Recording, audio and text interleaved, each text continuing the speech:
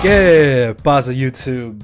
Hey guys, I know it's been a minute, and to be honest with you guys, before I even get into the battle, I really do feel like a terrible, shitty person, because I uploaded a video saying, hey, I'm back for good, we're gonna do daily uploads and everything will be fine and dandy. Then bad timing with personal life stuff, just yeah, I'm sorry. I know sorry only goes so far, but again, I'm gonna try to get back into the groove of things. Things have become less hectic, and unless something spontaneously happens again, we should be able to get back into the grind of things. And some of you may not believe me, some of you may, and I will be trying my best. I really will. So I hope you guys understand. And yeah, we can just get into the Wi-Fi battle. If you do enjoy this, hit that thumbs up button down below and answer the comment question of the day. We'd love to read your guys' comments and show off your support if you do enjoy the video once again. Just thinking of Chris Jericho there for a second. So yeah, going into this matchup, I was using a pretty cool team I got from Harris's server. I think I only changed one thing around, but that was just because there was no Scarfer on this team, and I really wanted a choice Scarfer over the last Mon. Plus, I had some really cool sets. Mega Slowbro has been recently added to the UU tier after being suspect, so that's pretty cool. Also had Terrakion on this team, which I personally love Terrakion, man. Terrakion is probably one of my favorite Pokemon to use in format. But going into this match, the Nidoking was going to be absolutely terrifying. Also, Ditto was going to be a bit of a pain because I wanted to try and sweep with my Slowbro, but before I can even do that, I have to ensure that I get rid of that Ditto, because if he turns into a Mega Slowbro with the special defense boost, that could be a little scary. Even just my regular Slowbro with the regenerator on that Ditto could be a bit of a problem. So I switched directly into my Swampert here, as he gets a little bit lucky because my team player is not well trained and I get poisoned there. Honestly, in the long run, it's not going to matter too much. I don't really need Swampert to do entirely too much in this match. If anything, I want to at least get a Brox, and I can kind of just use it as a pivot mon potentially and then go from there. Also, if I'm not mistaken, I do believe the TOGEKISS has Heal Bell, so if it comes down to it, I can always Heal Bell off the poison if it really matters that much. As he brings in the Beware, I'm really not sure what Beware run in UU, but the damage calc said that they may run Bandit at times, so I figured that if he was choice Bandit, Slowbro would be able to easily live 2 returns. There's also the chance that he may go for the Hammer Arm here, but he ends up busting out the Sub-Zero Slammer, which was really cool. He actually told me that he was expecting me to bring in TOGEKISS, which I considered, but I ultimately felt like Slowbro was probably going to be my safer switch just because I have Regenerator. If I tank 2 hits, I can also just go for the Slack Off, and I'm going to pull a double switch here, expecting him to either bring in the Sceptile or potentially bring in the Gardevoir, both of which are outsped by my Scarfed and Fernape, and then I can potentially Gunk Shot Gardevoir, maybe U-turn out against it, or U-turn out against this Sceptile because I don't want to risk potentially not being able to knock him out. Plus, again, there's also the chance he may switch out here thinking I will go for the close combat or potentially the Flare Blitz. So if anything, I can gain momentum off of my U-turn, as I do way more damage than I was expecting to do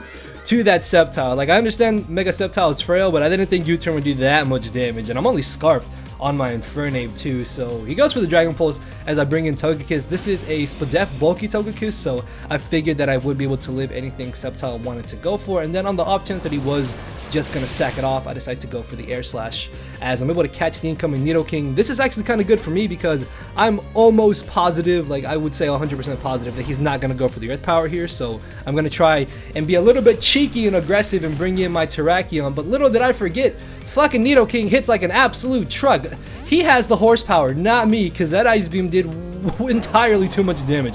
I did not think I would take like 40, almost, yeah, like 45, almost 50% from any attack Nidoking wanted to go for. But the cool thing is that because I'm banded after the Air Slash damage, I actually straight knock him out with the close combat, and I really felt that I lost nothing in going for close combat there. As he brings in his own Terrakion, I'm expecting him to maybe try and double here, just because he could be bluffing the Scarf, but at the same time, if he is Scarfed, or if he does turn out to be choiced in some way, I can get a free switch into something like my Swampert, Infernape, or even my Slowbro. And it turns out that he was actually banded himself, so I was able to win the speed tie there, which was a little bit lucky on my part, because this means I can save Terrakion, or I can use it to dent something else on his squad as he brings in the Gardevoir. I want to find out if this is Scarfed or not, and even if it's not Scarfed, as you're going to see, this close combat still does a pretty nice chunk of damage, man.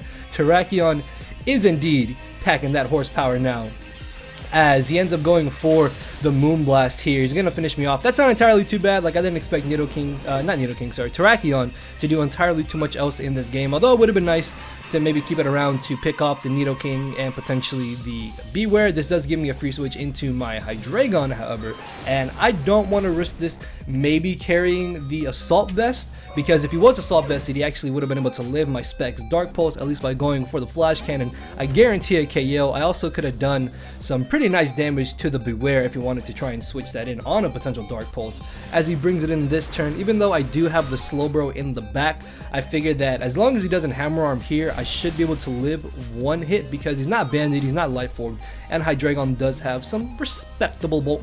As I do tank the Ice Punch, I will be able to get off another really solid chunk of damage here with the Flash Cannon, as he does end up finishing me off. Hydreigon could have been useful for later in this match, but it's not entirely too big of an issue that I did lose it, because this gives me a switch into my Infernape where I can finish him off here with the Close Combat or the Flare Blitz. But I honestly thought that U-Turn would be enough to 2-hit KO him. That was a crit U-turn, and that I think only did like 3%, so that's a little bit annoying, because if he's Adamant, he does have a chance to 2-hit KO my Togekiss, but if he's Adamant, I outspeed him. But he ended up going for the Earthquake there, and I'm guessing he was Adamant because Jolly Max Speed Beware I think actually would have been able to outspeed this variant of Togekiss, so I'm guessing he was more than likely rocking the Adamant nature. As in comes the Nidoking. I'm just gonna sack off Togekiss here. This way I can get a free switch into my Infernape and potentially go for the Close Combat, finish him off, or even go for the Flare Blitz.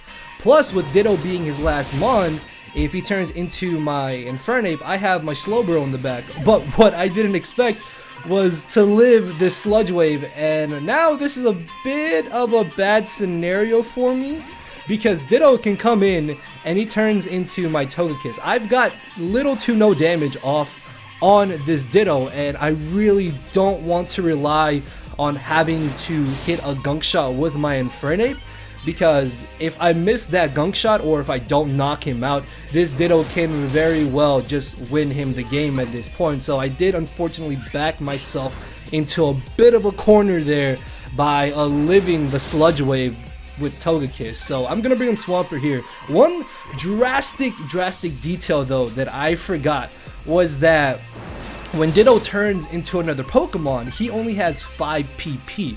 So as I brought in my Swampert, my plan was to go for the Toxic and hopefully try and wear him down to the point where I could then bring in Infernape to finish him off with a Flare Blitz. But he flinches my Swampert down. As I bring in my Slowbro here, he does actually end up running out of the Air Slashes, and this is great because after this Calm Mind, I should be able to finish him off the following turn with whatever offensive move I do want to go for. And I just Mega Evolved because I really wanted to try out Mega Slowbro in UU since I haven't got a chance to.